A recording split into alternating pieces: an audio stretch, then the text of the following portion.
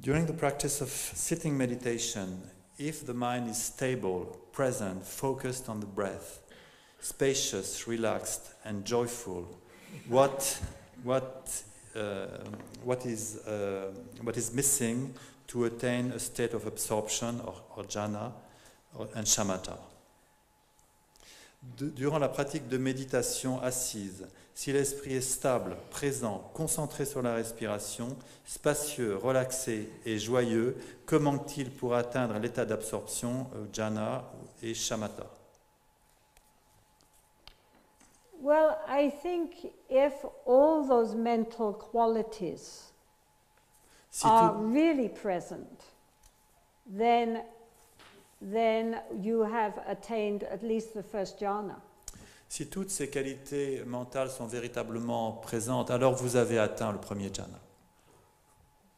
Because the first jhana itself is actually not very difficult.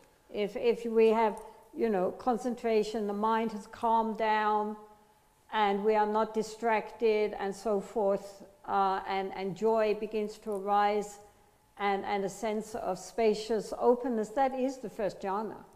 Parce que le premier dhyana, en fait, n'est pas si difficile à atteindre si on a la concentration, si on n'est pas distrait, si on a un état de joie, alors on est déjà dans le premier dhyana. But if one is interested in going deeper into jhanas, then I think it would help to do a retreat under a teacher who is teaching jhanic meditation. Mais si quelqu'un est intéressé par aller plus profondément dans les jhanas, alors il serait important de faire une retraite avec un maître qui est expert de la méditation sur les jhanas. But in the Tibetan tradition, at least nowadays, once one has reached that level of tranquility and focus, then one simply transforms the object of meditation from, say, the breath to the mind itself. Mais dans la tradition tibétaine, une fois que quelqu'un a atteint ce niveau de tranquillité et de concentration, alors il peut porter l'attention qui était portée sur le souffle vers la nature même de l'esprit. So here I have a note. People may not know what is a jhana. Okay, fair enough. Il y a une note qui m'a été donnée, peut-être que les gens ne savent pas ce que c'est qu'un dhyana. So jhana basically means a kind of level of mental absorption as the mind becomes deeper and deeper into levels of profound concentration, so that there are 9 levels and each one becomes increasingly more subtle. Les dhyānas sont en fait ces degrés d'absorption mentale au cours desquels la concentration devient de plus en plus profonde. Il y a en fait ces 9 niveaux au cours desquels le niveau de concentration devient de plus en plus subtil. But nowadays, at least in the Tibetan tradition, it is not considered necessary to go through all these more and more advanced levels of concentration. Even if we have only a relatively surface concentration, that's enough to go onward towards the next stages. Mais aujourd'hui, dans la tradition tibétaine, il est considéré qu'il n'est pas nécessaire de passer par tous ces niveaux de concentration, même si on atteint une concentration relativement superficielle, on peut tout de même passer à l'étape suivante. In the good old days, when people had more time, dans le bon vieux temps, quand les gens avaient plus de temps, then of course they went into deeper levels of this shamatha practice. This is why they developed so many clairvoyant powers. Alors quand les gens avaient plus de temps, ils allaient de plus en plus profondément dans les niveaux de méditation shamatha ou shinai, et ils parvenaient à maîtriser un degré de clairvoyance. So therefore, in the times of like Milarepa, etc., you know, people were flying around and walking on water and putting their hands through rocks and so forth. Because they had very much developed these shamatha practices, which develop these can develop clairvoyant powers. They don't have to, but if you're in that way inclined, then they will. Donc à l'époque de Milarepa, on sait qu'il y avait des gens qui parvenaient à voler, à marcher sur l'eau, à passer leurs mains à travers des rochers, par exemple. C'est parce qu'ils avaient développé un niveau suffisant de shamatha qui peut permettre d'avoir certains pouvoirs et certains pouvoirs de clairvoyance, notamment. The danger is that then, because the mind is very clear, very blissful, very aware, and we have all these powers, we think we're enlightened. Le danger à ce moment-là, c'est parce que l'esprit est très clair, très conscient, et nous avons développé cet esprit si clair, nous pensons que nous avons tous ces pouvoirs. So in thinking we're enlightened, that's a big danger. So the Buddha recognized right from the start, before he became a Buddha, that all these deep levels of concentration, they make the mind very supple and workable, but in themselves they are impermanent and they are not enlightenment. Et le danger, c'est donc de penser que nous sommes, à cause de ces pouvoirs, que nous sommes éveillés. Mais le Bouddha lui-même a dit que l'important, c'est que notre esprit soit souple et que tous ces aspects, tous ces différents pouvoirs en eux-mêmes n'ont rien à voir avec l'éveil. It reminds me of a story told by this American teacher called Jack Kornfield. When he was in Thailand as a monk, he went to, his main teacher was Ajahn Chah of the forest tradition. Ça me rappelle une histoire que racontait cet enseignant américain qui s'appelle Jack Kornfield, qui à un moment de sa vie était moine et était moine en Thaïlande dans la tradition de ce maître qui s'appelait Ajahn Chah, pardon. And so one time he took a year off from Ajahn Chah and went to another monastery where they taught all these jhanas, all these very strong shamatha practices. Et à un moment de sa vie, il est parti pendant un an des enseignements d'Ajahn Chah et est allé dans un autre monastère où on s'impliquait beaucoup dans les pratiques de shamatha et la pratique de tous ces jhanas. And so he practiced very diligently and he had many wonderful experiences. The whole hut became filled with light. He was filled with great bliss. He had great visions. It was really very extraordinary. Donc il a pratiqué beaucoup, il a eu toutes ces expériences incroyables. Par exemple, à un moment, sa hutte était complètement remplie de lumière. Il avait toutes ces visions et ces expériences extraordinaires. So he was quite pleased with himself and he went back and told all of this to his master Ajahn Chah. Et donc il était assez content de lui et puis il est revenu et il a raconté tout ça à son maître, à Ajahn Chah. And Ajahn Chah smiled and said, "Oh, good. More things to let go of." Et Ajahn Chah a dit, oh c'est très bien, mais ça a encore des choses qu'il faut que tu abandonnes. So this is the problem, that we cling to it and then again, as I say, just enhances our sense of self. And so therefore, after all of this shamatha, we have to do insight meditation to begin to dismantle this construction. Mais c'est ça le problème, c'est qu'en fait, parfois ces expériences ne font que renforcer notre sens de l'ego. Et en fait, l'idée, c'est qu'il est préférable, une fois que nous avons fait la méditation de shamatha, de développer aussi les capacités de méditation introspective.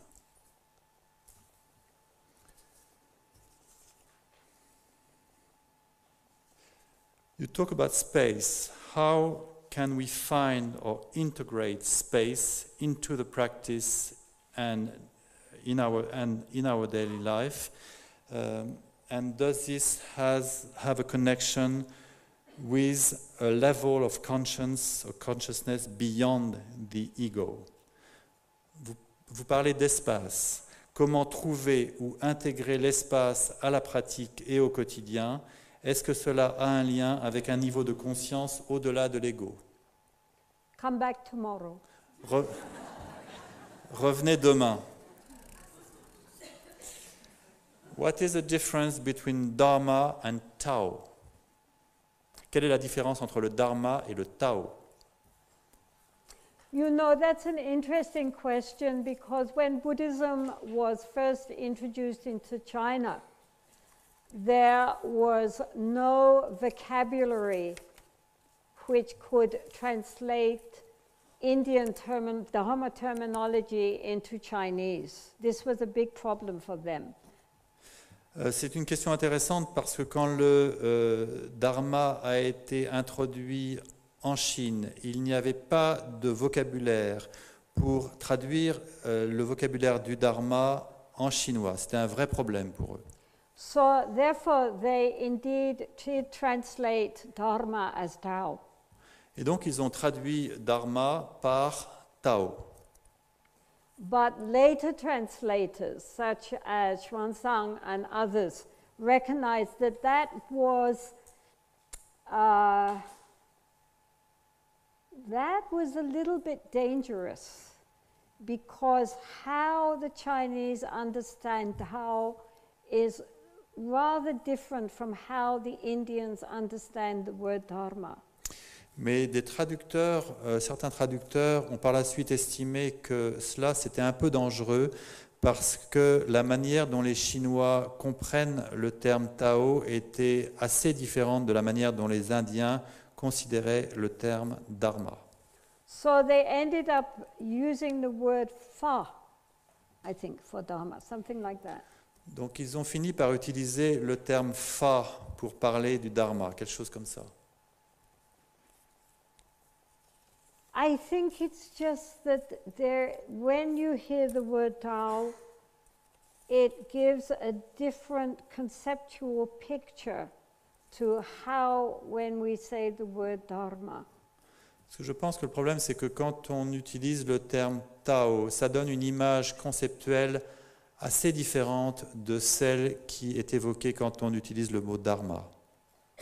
But since I'm not a Taoist, I don't really feel I can comment on that. I can only say that the Chinese themselves had to work with that and to separate the differences between Taoism and Buddhism philosophically. Mais dans la mesure où je ne suis pas taoïste, je ne peux pas véritablement commenter ce fait. Je ne peux que dire que les Chinois ont dû travailler pour essayer de séparer ce qui était Tao de ce qui était philosophie bouddhique. So I'm sorry, I'm not expert enough in Chinese thought to be able to make a cogent reply to that one. Donc, je suis désolé, mais je ne suis pas suffisamment expert dans la philosophie chinoise pour pouvoir vous donner une véritable réponse d'expert à ce sujet. Do you think that Dharma could degenerate in the West? If so, how can we avoid this? Pensez-vous que le Dharma puisse dégénérer en Occident? Si c'est le cas, comment éviter cela? Well, of course, in every country, as I say, the Dharma takes on the clothing of that country, so to speak. Donc, comme je l'ai dit, dans tous les pays, le Dharma prend la couleur ou les vêtements de ce pays en quelque sorte. I think that a danger in the West is that the message gets diluted.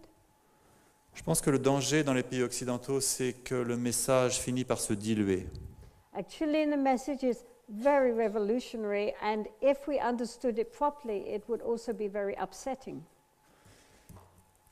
Et en fait, je pense que le message est en fait très révolutionnaire. Et si nous le comprenions véritablement, il pourrait être vraiment très déconcertant. So people, there is a tendency to leave out those bits that one doesn't feel comfortable with. Et donc il y a une tendance à laisser de côté les parties des enseignements avec lesquels on ne se sent pas à l'aise. And especially in recent years, the uprise of what is called secular Buddhism. Et tout particulièrement ces dernières années, la montée de ce qu'on appelle le bouddhisme séculier ou laïque. Which basically says, well, there's no karma, there's no rebirth, there are no other states of being beyond those which we can contact with our machines. Qui en fait nous dit que en fait, il n'y a pas de karma, il n'y a pas de renaissance, il n'y a pas d'autre état d'existence que ceux que nous pouvons étudier avec nos machines. So we only have this life, and so therefore meditation is good because it makes us feel better, and we should be kind because it's nicer to be kind than to be cruel, but in general, when we die, that's it, bye. Et en fait, il n'y a que cette vie, et c'est tout. Et c'est bien de méditer, parce que si on médite, on va se sentir mieux. Et bien sûr, c'est mieux, c'est préférable d'être bon plutôt que d'être cruel, parce que également nous allons nous sentir mieux. Mais en fait, il n'y a que cette vie, et puis quand on en a terminé, eh bien au revoir. So basically, we are turning the Dharma into a method for helping us to, get along okay in this lifetime. Et en fait, on transforme le dharma en une méthode pour faire en sorte que nous nous sentions mieux dans cette vie. And so the huge vision of endless time and endless space and endless realms of being is just thrown out. Et donc toute cette immense vision d'un temps infini, d'un espace infini, d'une multitude d'êtres est en fait jetée aux orties. And in effect, we are saying that anything which I cannot experience personally with my five senses and my mind doesn't exist. Et en fait, nous disons tout ce que je ne peux pas expérimenter personnellement avec mes cinq sens et mon esprit n'existe pas.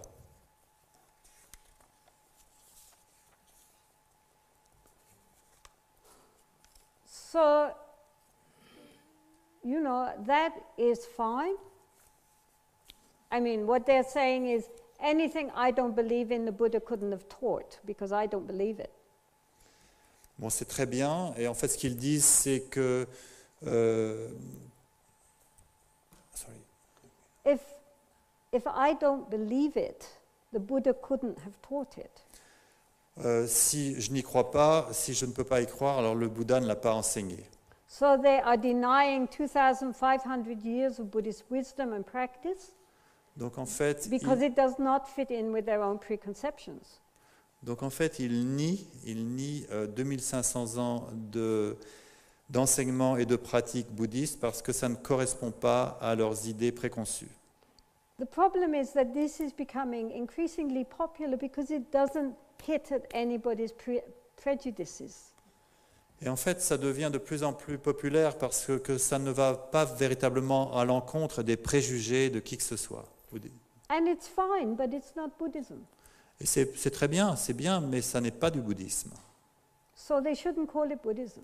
Donc ils ne devraient pas l'appeler bouddhisme. And beyond that, we need people who have done extensive deep retreats and have gotten genuine realization and experiences. Et au-delà de ça, nous avons besoin de gens qui ont fait des retraites longues et profondes et qui ont des expériences authentiques, véritables. Scholarship we have. Nous avons l'érudition déjà. And we also do have very good practitioners, but mostly they are hidden. Et nous avons également d'excellents pratiquants, mais la plupart du temps, ils se cachent. So we need some Milarepas. Alors nous avons besoin de quelques 1000 arrêts pas. That would help. Ça, ce serait vraiment utile. Can you talk to us about hate? Parlez-nous de la haine. Hate is a very sad emotion. Of course, based on anger. La haine est une émotion très triste qui est fondée, bien sûr, sur la colère. It creates great suffering inside Elle crée une grande souffrance à l'intérieur. and is probably based on a lack of friendship towards oneself. Et elle est probablement fondée sur un manque d'amitié envers soi-même. People who hate others, it's because inside they are not at peace. Les gens qui détestent les autres, c'est parce qu'à l'intérieur, ils ne sont pas en paix. And as we know, the Buddha said that hatred can never cease with hatred. Hatred only can cease with non-hatred, that is, with love. Et comme le Bouddha l'a dit, la haine ne s'arrête pas, ne cesse pas avec la haine. La haine ne peut s'arrêter qu'avec l'opposé de la haine, qui est l'amour. So therefore, if there is somebody in our life whom, for whatever reason, we hate, then we should be grateful for that person, because that is the person on whom we will practice our loving kindness and compassion. Donc, ainsi, s'il y a quelqu'un dans nos vies que véritablement nous haïssons, alors nous devrions avoir de la gratitude envers cette personne, parce qu'elle est celle qui va nous aider à apprendre à pratiquer l'amour bienveillant et la compassion. It's very hard usually to come up with what is traditionally called the enemy. So if we have one, then we should be thankful that here we have somebody genuine on whom to really, really practice to transform our attitude. Donc en fait, à notre époque, il est assez rare d'avoir véritablement des ennemis, mais si nous en avons un, nous devrions vraiment être reconnaissants, parce que c'est vraiment une personne avec laquelle nous allons pouvoir pratiquer notre patience et notre compassion. The good news is that however dark the room may have been, if we turn on the light, there is no more darkness. La bonne nouvelle, c'est que même si une pièce a été restée sombre pendant très longtemps, l'instant où nous allumons la lumière, toute l'obscurité disparaît. So if any of you have such animosity towards somebody, even towards yourself, Donc, then please read and investigate further the techniques to overcome this. Donc, la bonne nouvelle, c'est que si l'un d'entre vous a une animosité envers quelqu'un ou envers vous-même, alors essayez d'étudier les techniques pour vaincre cela. So at the same time, don't expect that after one session everything will change. En même temps, ne vous attendez pas à ce qu'après une séance, tout va changer. As I said before, we call it practice because it is something which we need to do again and again and again. Comme je l'ai dit auparavant, nous appelons ça de la pratique parce que c'est quelque chose que nous devons faire encore et encore et encore. And at first it seems very artificial, very superficial, and basically a waste of time. Et au départ, ça semble très artificiel, très superficiel, ça semble être une perte de temps. But as the Buddha said, drop by drop, the jar is filled. Mais comme le Bouddha l'a dit, goutte après goutte, la jarre se remplit. One day, you will find, when you think of that person, instead of feeling that grip of anger and frustration and maybe revenge, you will suddenly feel a warmth towards that person. Un jour, vous vous apercevrez que envers cette même personne envers laquelle vous sentiez de la colère, de l'animosité et de la vengeance, tout d'un coup, vous allez ressentir de la chaleur pour cette personne, un sentiment chaleureux. A large part of our practice is to recognize where our weaknesses are, where our difficulties are, and to take those and use them as our path. Une grande partie de notre pratique est de reconnaître où sont nos faiblesses, où sont nos difficultés et d'apprendre à les utiliser sur le chemin. If we were all so perfect, we wouldn't need a path. Si nous étions tous tellement parfaits, nous n'aurions pas besoin de chemin.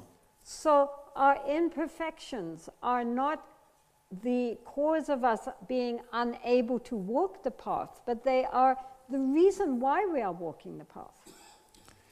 Donc nos imperfections ne sont pas des raisons des choses qui nous rendent incapables de suivre ce chemin, mais c'est avec elles que nous pouvons marcher sur ce chemin. More. Are plants and vegetables sentient beings? Or is it possible to be reborn as a plant? Les végétaux sont-ils des êtres sensibles? Autrement dit, est-il possible de se réincarner en végétal? According to Buddhist thought, no. They belong to a different rebirth cycle, so one cannot be reborn as a tree. Selon la pensée bouddhiste, non. Ils appartiennent à un cercle de renaissance différent, donc on ne peut pas renaître en arbre. One could be reborn as a tree spirit. On pourrait renaître en tant qu'esprit des arbres, but not as the tree itself. mais pas en tant qu'arbre lui-même.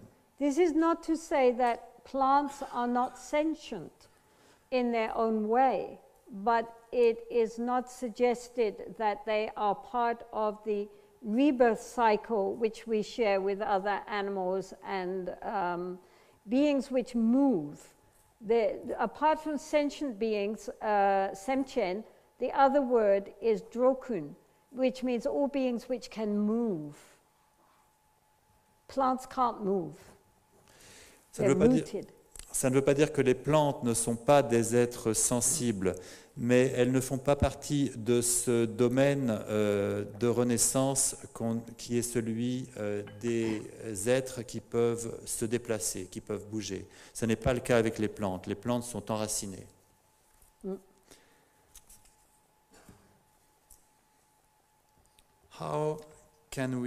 What can we do when we feel devotion for Jesus and not for the Catholic religion, while at the same time one feels Buddhist in the heart without feeling any devotion for the Buddha?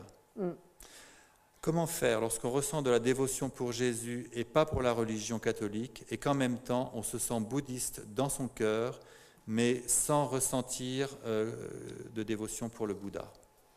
Okay, well, I mean, Jesus was obviously a very, very great bodhisattva. Il est clair que Jésus était un très grand bodhisattva. I mean, at least what is recorded as he having done and said was really, one cannot say anything against any of that. He said some really wonderful things, and his life displays the greatness of his spirit. Sur ce qu'on a écrit, ce qu'on sait de ce qu'il a dit et fait, bien sûr, on ne peut que l'admirer, et l'ensemble de sa vie montre qu'il le vivait véritablement. So I see no problem at all in taking Jesus as a refuge. Donc je ne vois aucun problème si quelqu'un veut prendre Jésus comme l'objet de refuge. Why not? Pourquoi ne pas prendre refuge dans Jésus? He has been a refuge to millions of people through the ages. So he is a secure refuge. Des millions de gens ont pris refuge dans Jésus à travers les siècles. Et donc, on peut véritablement se sentir en sécurité si on prend refuge en Jésus. And I'm sure he wouldn't mind you doing Buddhist practice. Et je suis sûr qu'il ne sera pas mécontent si vous faites des pratiques bouddhistes.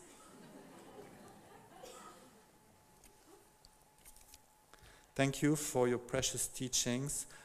How can we educate a child by practicing giving and generosity without strengthening his or her attachment to the ego? Merci pour vos précieux enseignements. Comment éduquer un enfant en pratiquant le don et la générosité sans renforcer son attachement à l'ego? Well, I mean, poor children, you can't expect them to be unattached to their egos. I mean, they're just at the point of developing them. Les pauvres enfants, on ne peut pas s'attendre à ce qu'il se détache de son ego. Il en est encore au stade où il essaye de développer son ego. The point is that indeed children learn by example far more than by words. Ce qui est important de se comprendre, c'est que les enfants apprennent grâce à l'exemple et beaucoup plus que par les mots. So if we talk about being generous and sharing with others, and ourselves are so attached to our possessions, the children are getting very mixed messages. Et donc, si on parle de générosité, de partage, tout en restant attaché à nos possessions, bien sûr, l'enfant, il ne va pas comprendre. So therefore, if we want children to be more generous and sharing, we ourselves have to be generous and sharing. Bien sûr, si nous voulons que notre enfant soit généreux, soit capable de partager, nous-mêmes, nous devons être généreux et capables de partager. And where possible, invite children to join us. Et si possible, inviter les enfants à nous imiter. And I think like at times like Christmas or birthdays, where nowadays children receive so many toys.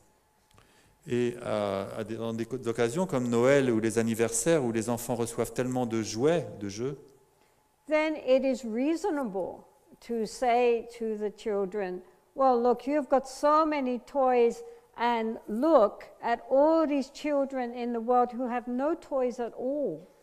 il est tout à fait raisonnable de dire à cet enfant, regarde, toi, tu as tellement de jouets, et par contre, il y a tous ces enfants dans le monde qui n'ont absolument aucun jouet. So you choose your favorite toys, and those toys which you are not using or you're not playing with, why not give them to someone else?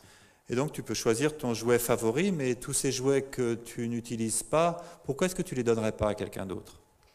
One time when I was in London and I was visiting some Sufi friends, they had a son who was about 4 years old.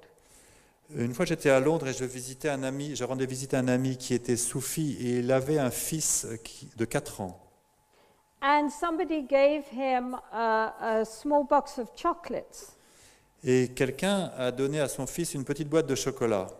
And so he was so excited because he never had a whole box of chocolates for himself before. Et cet enfant était vraiment très heureux parce qu'on lui avait jamais donné de boîte de chocolat avant.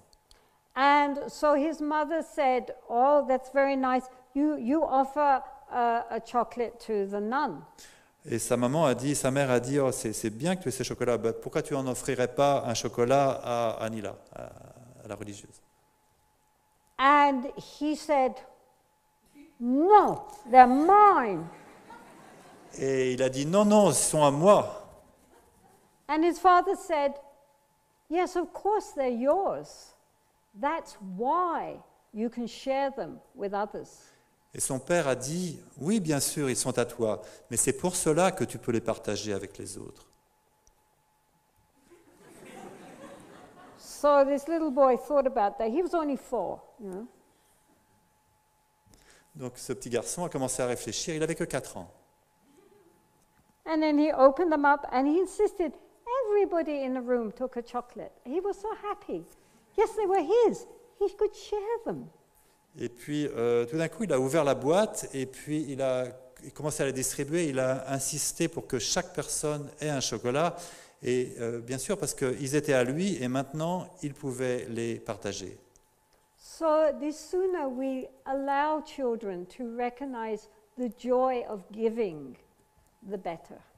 Donc plus tôt nous pouvons permettre aux enfants de comprendre la joie de donner, mieux c'est. Are those very important? There are two questions. Well. Can we leave them to tomorrow? Are they very essential for today? Joint Chiney, can we absorb breathing from the outside? What? And during shamatha, Yeah. can we observe breathing from the outside? Mm. Or can we be one with the breathing? Is one of these two forms of presence intrinsically better? Can we observe breathing from the outside or be one with the breathing? And, or is one of those methods better than the other? Next one? Yeah, go on. We'll see. What's the next one? English.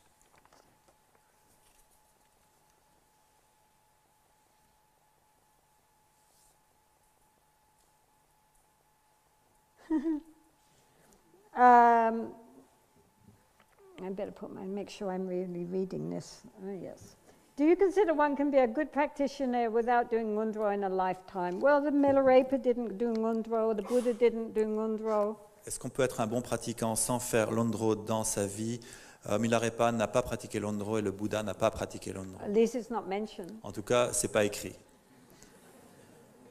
Ngondro is like if we are preparing the garden of the heart, then we need to pull out the weeds, throw away the rubbish and the stones, dig in there. That is the Vajrasattva practice.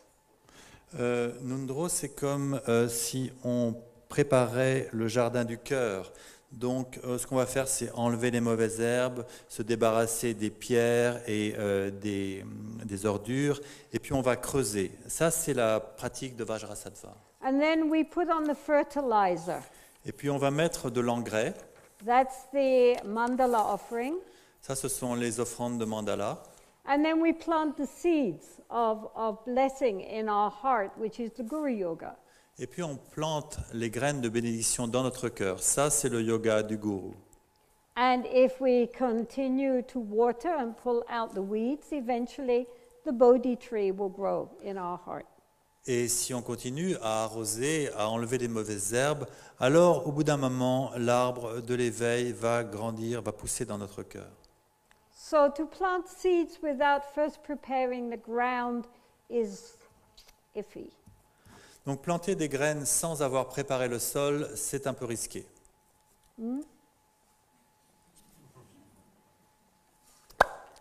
So, Nandi.